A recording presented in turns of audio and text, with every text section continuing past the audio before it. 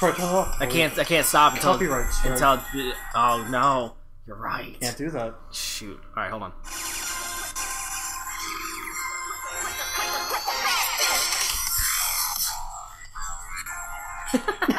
Remix! Can't copyright me! Alright, so we're playing Symphony of the Night. Apparently. Listen, here's the deal.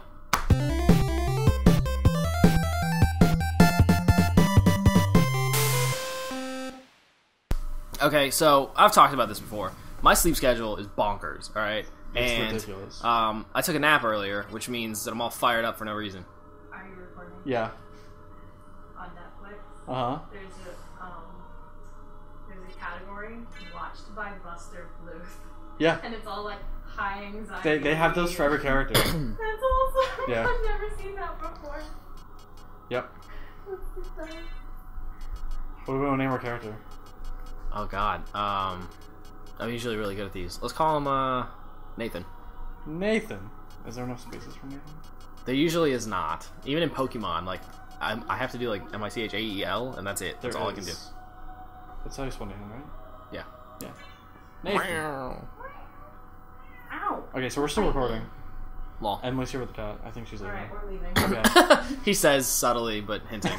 Sorry, gosh. Anyway.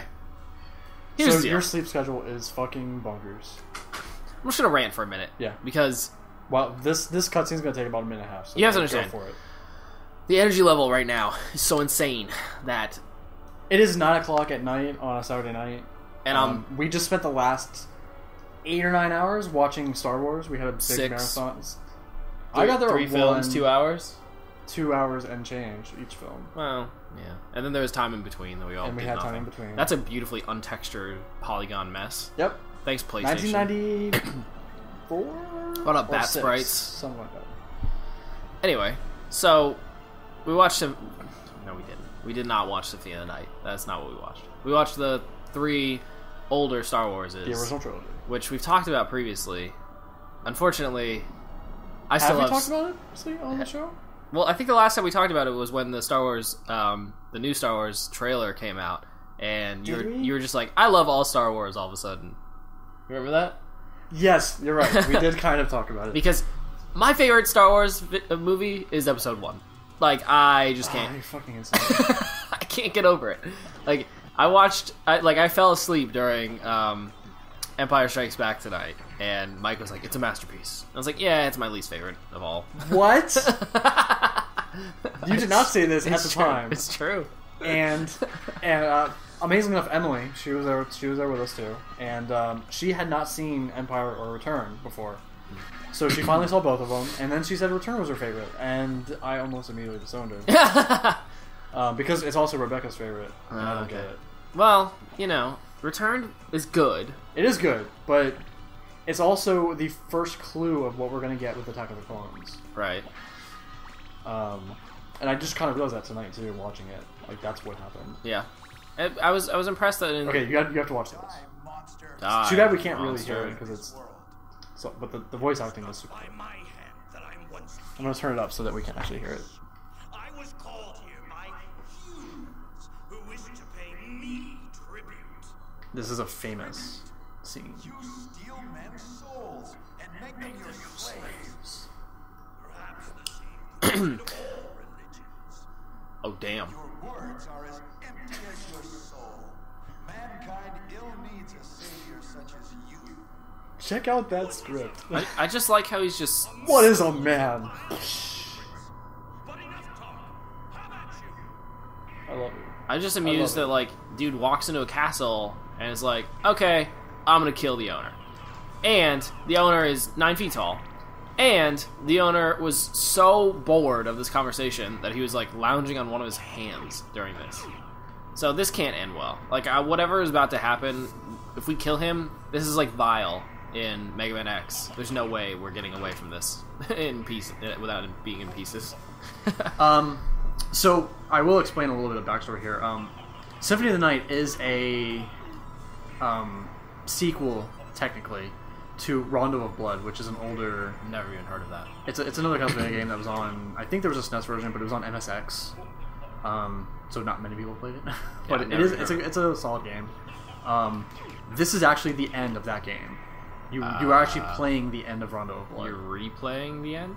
Technically, yeah. So you beat him at the end of the game. Dracula, yeah. And then we're just happening to replay it? That's curious. Because it's kind of setting up what's going to happen I in get this it. game. Yeah. That's neat. I like that idea. So you... Oh, wait a second. Are we at, like, full power right now? Is that how this works? We're full power, full weapons, and then he takes them all away? That sounds familiar. Kind of. But this isn't the character you play in Symphony of the Night. This is Richter Belmont. Uh-huh. What happens to him? You get wrecked. I mean, It'll explain. Let's be honest. The whole point of this is to explain what happened to Richter. Oh, okay. I was gonna say, like, out of anyone here, I know nothing, and our viewers probably know everything. So Yeah, probably. not really an issue for spoilers. Oh shoot! Turns into Baphomet and takes us to the Sky World. What in the hell? Suddenly you're turning into a monster too? Oh, I thought you turned into a monster. That was gonna be cool. That's some serious sprite design. Why was he easier? That doesn't make any sense. When you fight I Sigma Stage 2, he's way harder. It's So, not easier. I will explain that you can die there, but what happens is you fall down, and then Maria, who's another character, comes and revives you, and then you're immortal. And then you just beat his ass till he dies. That could have been cool. Why It's didn't you pretty let cool. me see that? Because your stats are less in the real game if you die. Hmm, So I wanted our stats to be kind of okay. interesting. Your best stats are if you don't get a sub-weapon. You know how to use the cross thing? Yeah. That's one of the sub-weapons. Yeah. I got that, so my stats are going to be a little less than they could be. This seems arbitrary. How do you know as a first-time player You don't. not... Ugh, God, that's annoying. But it's not like... But that would make me want to reset the entire game if I was gimped from the beginning. But you're not gimped. Like, even the lowest level Alucard is okay. So now it's explaining that, you know, Richter went and killed Dracula that night, and then he disappeared in the castle, and no one's seen him since. And the castle disappeared, because that's what happens. But then it comes back, and now you're going to play as Alucard, because the castle appeared, and you're going to go there to fight Dracula. So, let me understand this. Mm-hmm. I know Alucard is Dracula backwards. Yes. No surprises there. Mm-hmm. Is Alucard actually Dracula? No. No. He is Dracula's son. Aha. So he's gonna go kill his father. Yes. Is this Star Wars? Are we just having a Star Wars day? Ooh, that's interesting. I wonder how much I could connect this to Star Wars. I bet you could if you really tried. So, Well, Dracula isn't the Emperor. I I mean, Dracula would be the Emperor, which is not Darth Vader. I can't let us get away from the fact that my ranking of the Star Wars movies is as follows: Really fucking weird. 1, 2, 1, 2? 4, 6, 3, 5. You're just trolling. Me I'm right not! now. Yes, you are. First of all, there's no way that 2 could be near the top of your list. It is. Attack of the Clones? It's so good. The Sand? It's is so good. Coarse. It It just gets everywhere? Listen, you're coming at it from a filmmaker's perspective, from a scriptwriter's perspective, from a director's perspective. That's fine. I understand the I'm coming at it from every perspective other than a crazy person who watches movies sometimes. I understand how technically perfect Empire Strikes Back was. Like, I get it. I really do. But at the same time, like, I don't know what it is, but when I watch the second episode 2 of Star Wars, I'm just like, this is massive battles on grand scale, and I just can't overstate how much I love those. Anytime there's a massive battle that you're just like, I can't believe there's this many entities on screen right now. It's like when I was watching Serenity at the very end, where there's this giant battle big between Reaver battle. Reavers and, Oh my God, and that's they. so cool. I'm just like, oh my god! And then you watch the new version of Ender's Game, and there's so much going on. It's like the whole screen has enemies, and That movie was pretty good. it I love. I enjoyed it. I I didn't like the end. I thought the end kind of ruined it. Well, But I think it was true to the whatever. book. I assume. I- I haven't read the book. I haven't read it either. From what I've heard, it actually kind of combines the first 2 books as far as like how it ends. Well, I think which is it- I kinda think weird. I don't know though. I can't speak to it because I'm Yeah. not sure. But so, like, for example, you taught me this, that, you know, most trilogies are, okay, man versus giant, then man versus many giants with team, then man's team and their teams versus all the teams of evil. Like, it just gets bigger and bigger and bigger every time. Like, and I love the climaxes of those trilogies where it's just a massive brawl between... Battle of 5 Armies. I haven't seen it yet. I haven't so seen... I haven't seen the new trilogy. Yeah. But I love when we get to that climax of just like absolute chaos of a battlefield on screen. All right. Whereas, So take a break for a second. Yeah. This is Alucard. And here's my equipment. It's very pretty. It's all like the best equipment in Yeah. the game, right? It's awesome. You lose all this. I lose all of this Yes. right now. It sucks. Is this why people love this game? Because it's like tricksy like that? Oh, well, word, we're fighting death. Okay. What's your business here? Alucard. I've come to put an end to Some more glorious voiceover here. Which we can't hear because we're professionals. And we don't want to double up our audio.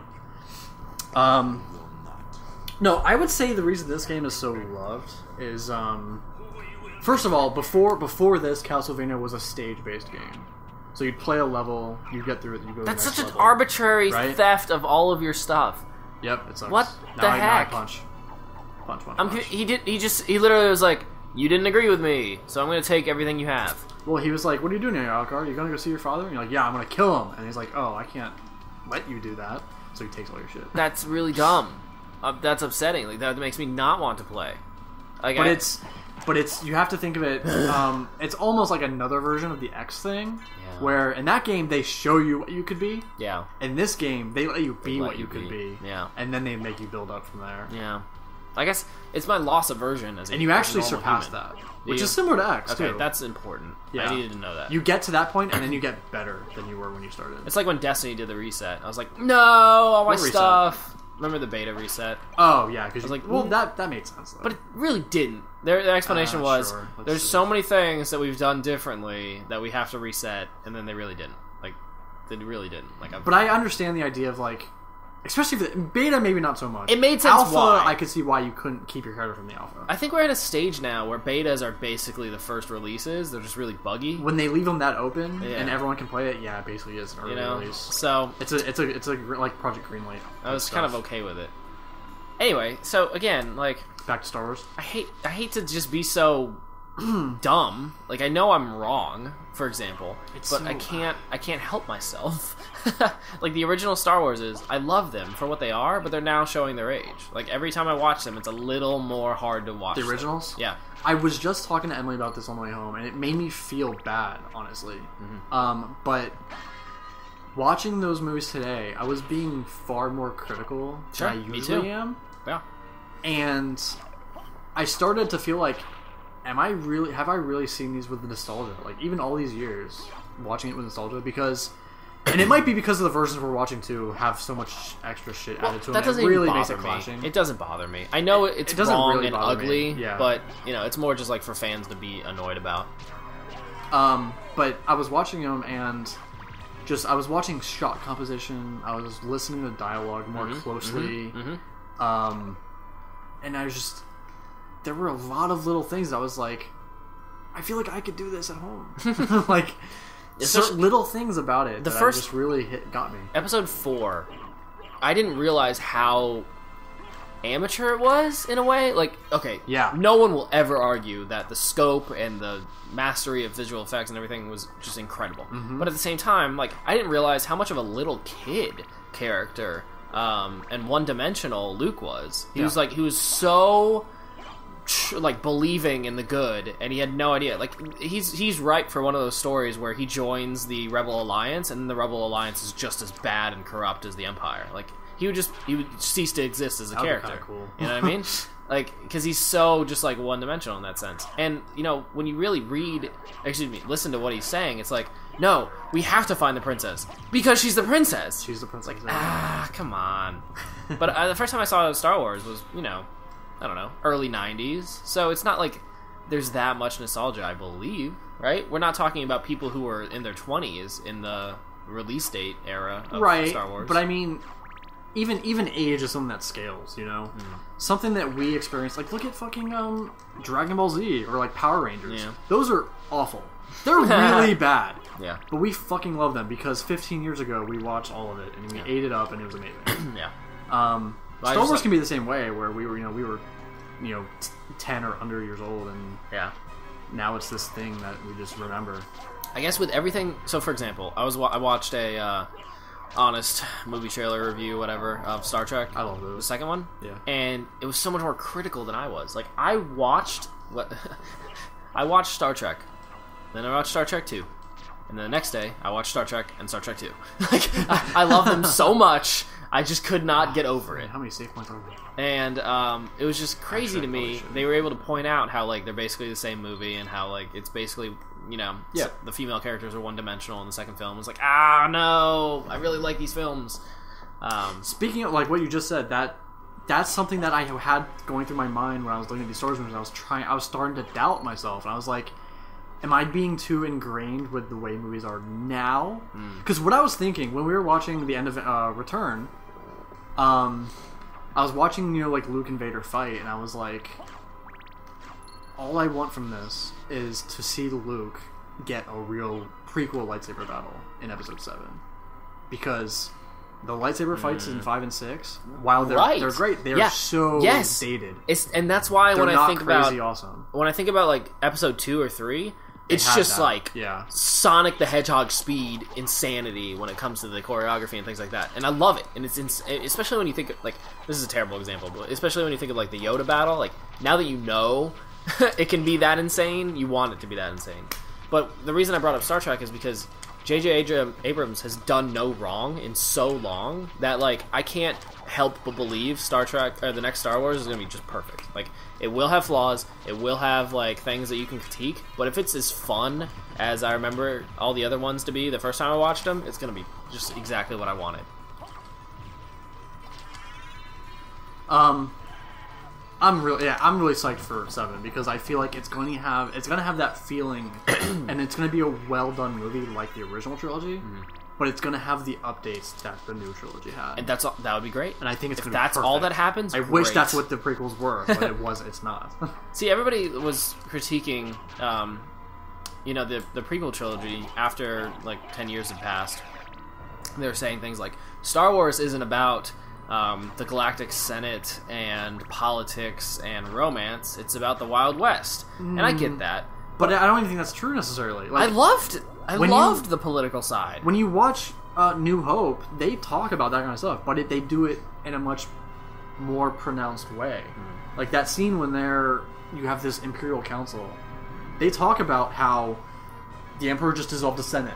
So now he is the power. Like, the regional commanders are going to run their territories, and, like, that's how we're going to do stuff. We're going to run by fear. We're not going to have a republic anymore. Yeah.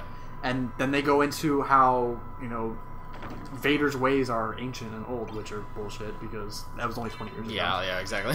But that stuff is in there. It's just that when they did it in the prequels, it was so much more heavy-handed and annoying that it didn't work the right same way. But I would argue in contrast that when they were saying things like, oh, we dissolved the Senate, that was it. Yeah. Like, you literally just changed the entire political structure of the universe that we're aware of, and everybody's like, okay, cool. Like, that didn't have enough of a satisfactory conclusion to me. Like, everybody was like, more focused on the fact that we need to show how Vader is unique in his use of the Force. You know, let's just ignore the fact that the entire civilization just changed the way it's governed. I lose 1 intelligence by putting on sunglasses. But I gain 1 defense. I have to say that, honestly, what I've seen from this game so far, I think it's one of those where, like, if you love this game, you love this game. I love this game. Without a map, it literally looks... Okay. I know the map, kind of, so I don't need to reference this it just too much. looks like... Okay, so you're going into every room, hitting every object, and I do that. For example, anytime I play Pokemon, I talk to every single person in the entire world. And I touch every single item to see what happens. And that's fine. But there's only so much bandwidth my brain can handle when it comes to these things. And, like, this is a lot of rooms, and I feel like I would get lost really easily. So you gotta tell me how your first playthrough was of this, not your million. Were you just like, oh god, this is the coolest thing ever? Like, this is the 3rd save room that I've seen in the last 30 seconds. Yeah, there's a lot of save rooms. And that's cool, but... And the only reason I really use them, like, I don't worry too much about saving, but it heals you, too. Which is nice. Yeah. Because, like, especially early game, you don't have a lot of health. Yeah. You have to pick up these little heart things to increase it. So, you know, all this started because I slept through episode 5. Oh, yeah. Because my sleep schedule is backwards. So anytime that normal humans are awake, I'm asleep. and vice versa. So I woke up at 4 a.m. this morning just Actually, because, I do want and at that point I'd been up for like 12 hours by the time we got into Empire Strikes Back. So I was like, all right, nap time. But then the reason I was so excited as soon as this show started was because afterwards, after we got through everything, I was talking to a friend who's going to be a roommate of mine soon, and we started getting every what in the world? We started hitting every important topic that I care about. So we started talking about games. Talking about gyms. Started talking about the gym. Started talking about nutrition. And then I got over here, and I started arguing about nutrition again. And, like, you want to get me fired up, let's talk about those topics. So we were talking about how, which is probably a dead horse, because now Mike's like, all right, enough. Like, we've talked about this, like, for an hour. We were talking about how there's this idea that if you feed kids sugar and like rewards in the form of little treats, they'll, you basically buy their attention. There is far more context to this like topic, and I don't know how to talk about it without being specific. Yeah, being I understand. specific. I guess what I mean is just that like I hate the idea, and this is me. Like this is kind of a life thing that Yeah. I've always had. I hate the idea that food at all is a reward. Yes. Food should be an experience. I agree with that. Food should be something that you do with family and friends, but it shouldn't be a reward, in my opinion, because it's too easy to turn that into a need and an addiction more than anything. So, for example, it's like when people use alcohol as like, oh, I had a really hard day at work, so my reward is alcohol. That means that yeah. any time you have a hard day at work, you're going to alcohol instead of something else. And it becomes too much of a habit, which eventually could become an addiction. And I just really believe slope. that anything you put in your body, the less of it you put in is probably better. Like, so, anything that you indulge Unless in... it's Soylent. Yeah, unless it's Soylent or water, Like, and it sounds extreme, but it's true. Like, you really think about it. Like, even if you drank... And I'm waiting for this to happen, unfortunately. Even if you drank like more Soylent than your body could handle, I don't think you could get poisoned by all the minerals, but it's technically feasible, right? Yeah, it could happen. Right. Like, I mean, you can get vitamin poisoning. too much water that's all. can kill you. Yeah. But Too much of anything can kill you. Like moderation, even in the most healthy thing, like Yeah. Soylent, which theoretically is the absolute most healthiest thing you could do. yeah. Would be bad. Plus, it's too many calories too. Well, yeah, that's true. And that's the thing, is like the more I study it, the more I realize that like food seems to be just a really, really big burden for most people. They don't know how to manage it. They don't know how to get it correctly. Well, it's because right from the beginning, for most people, you're taught badly how to handle it. Yeah. And you're just not taught at all, mostly. Yeah, it's just pretty this is much. what we've always done, so this is what we do. It's like, you're probably hungry, you should eat. Yeah, and if you eating. eat, you should fill your plate, and if you fill your plate, you should finish You it. need to finish it, Like- or else you're wasting it and other people aren't eating. Not bad tenets, but bad when you... Better theories than in practice. I agree. And it's like when I see people go to the gym, and I was explaining this to someone on personal training. She asked me... Okay, side topic. You notice that I hit all these lanterns and stuff when I'm going down? Yeah, and oh stuff, yeah. And they're just, you're getting hearts. Yeah. I can't hold any more hearts. At 72 is your cap. Right now, you max it up as you do stuff, as you get. Well, Stop hitting them then. But I just that's what I mean. I always do it. Yep. And I always like I will like drop this heart and I'll pass it, and I'll go back and get it. Sure. Even though it's pointless. I know.